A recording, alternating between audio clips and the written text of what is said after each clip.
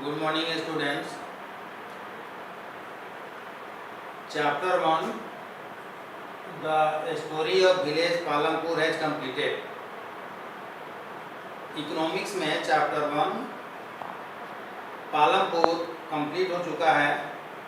चूँकि क्लास चल नहीं रहा है और ऑनलाइन वीडियो के माध्यम से ही तुम लोगों को पढ़ना है, इसलिए एक बार पुनः समरी मैं बतला दे रहा हूँ।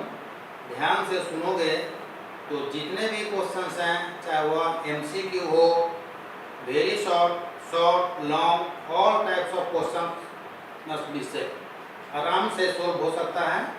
ध्यान से सुनो। फर्स्ट है इंट्रोडक्शन। इंट्रोडक्शन में है land. Land is a natural resource. We do all types of activities on land, especially we grow crops. Land natural resource है, तरह तरह की क्रियाकलाप करते हैं। जैसे फर्स्ट तो हम लोग खेती करते हैं। About 70 to 75% people direct engaged in agriculture. Next है पालमपुर। पालमपुर एक हाइपोथेटिकल विलेज है, मतलब इमेजिनरी विलेज। और पालमपुर में 450 फैमिलीज रहते हैं, जिनमें से 80 फैमिलीज अपर कास्ट के हैं। और जो भी 80 फैमिलीज अपर कास्ट से बिलोंग करते हैं, उनको हर तरह की फैसिलिटी, सुविधाएं प्राप्त हैं। जैसे उनके घर पक्के हैं और उनके पास अधिक से अधिक ज़मीन का भूभाग है, अच्छे ढंग से खेती करते हैं। बाकी 450 फैमिली में 80 फैमिली अपर कास्ट से हुए and 1/3 of the total family, it means that 150 families जो हैं वे दलित हैं। और दलित लोग झुग्गी झोपड़ियों में रहते हैं, लेकिन चाहे वह अपर कास्ट के हों या लोअर कास्ट के हों, सभी के लिए हर प्रकार की सुविधाएं, आधुनिक सुविधाएं प्राप्त हैं। जैसे means of transportation, health care, education, major facilities are available. Government की ओर से भी डिस्पेंसरीज है, प्राइवेट भी है। प्राइमरी स्कूल गवर्नमेंट का भी है और प्राइवेट भी है। इस तरह से हर तरह की सुविधाएं प्राप्त हैं। पालमपुर में सबसे निकट का जो विलेज है वो रायगंज है, जो 3 किलोमीटर पालमपुर से है। और पालमपुर के सबसे नज़दीक का शहर रायगढ़ है, शाहपुर है, जहाँ पर लोग तरह तरह के अपने एक्टिविटीज करते हैं। अब है नेक्स्ट है organisation of production. Organisation of production, 4 factors are common and essential for the production of goods and services. First land, second labour, third physical capital, fourth human capital. First land, second labour, third physical capital and fourth human capital. Next fix capital, इसमें land, labour, physical capital and human capital. Next है what is factor of production. Land, labour, physical capital and human capital are known as factors of production. Factors of production. Next है seasons of crop. There are 2 seasons of crop. 2 प्रकार के से फसल उगाए जाते हैं। First season है खरीफ crop, second रबी crop. खरीफ crop में ज्वार बाजरा मेजर क्रॉप, जो रेनी सीजन में उगाया जाता है। ज्वार बाजरा विशेष रूप से जो डोमेस्टिकेटेड एनिमल्स हैं उनको खिलाने के लिए किया जाता है, क्योंकि उसमें बहुत अधिक न्यूट्रिएंट्स पाए जाते हैं। नेक्स्ट है रबी क्रॉप। रबी क्रॉप में मेजर है व्हीट, और खरीफ क्रॉप और रबी क्रॉप दोनों के बीच एक थर्ड क्रॉप है जो 15 to 20 ईयर्स 15 से 20 वर्षों के अंतराल में से यह उगाया जा रहा है, उसका नाम है पोटैटो। नेक्स्ट है एक और क्रॉप है जो एनुअली वर्ष में एक बार ही उगाया जाता है, इसका नाम है sugar cane. Sugar cane is grown annually. Next है ग्रीन रेवोल्यूशन, हरित क्रांति। ट्रेडिशनल मेथड मतलब परंपरागत ढंग से पालमपुर के किसान जो खेती करते थे वे बहुत ही कम उपज होती थी।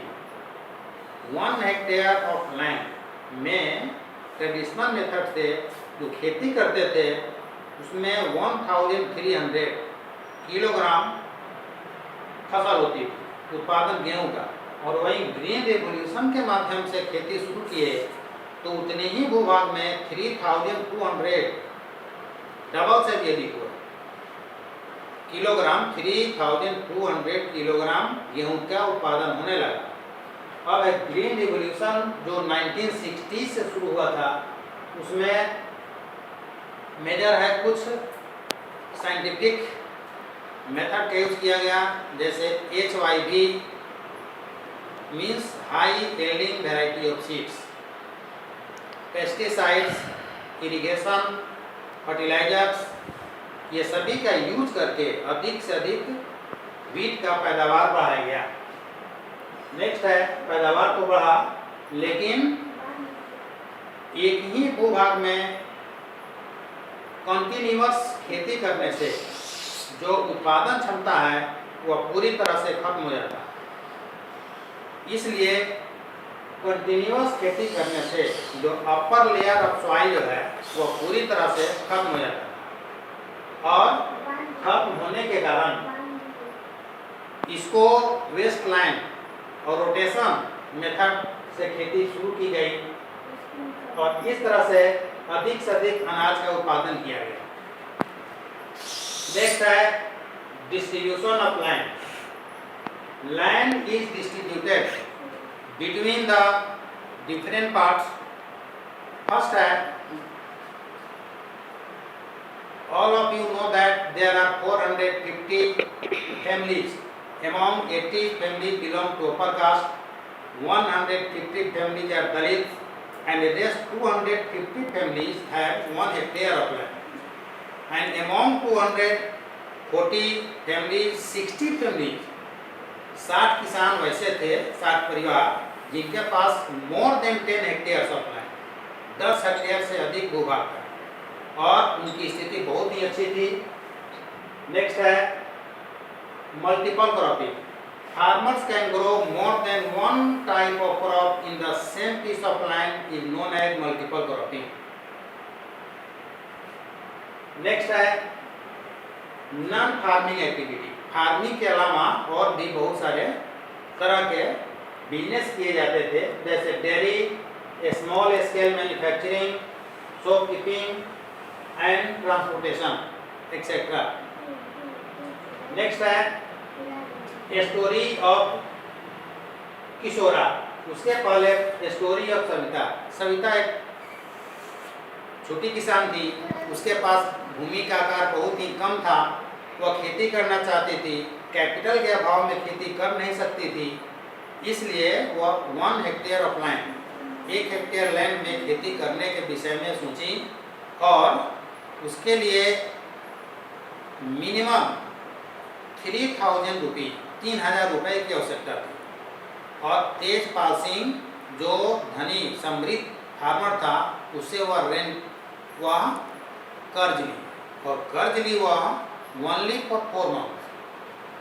4 मंथ्स के लिए 24% इंटरेस्ट पर वह लोन दिया, जिसमें सीड्स, पेस्टिसाइड्स, इरिगेशन फैसिलिटीज वगैरह वगैरह की व्यवस्था करनी थी।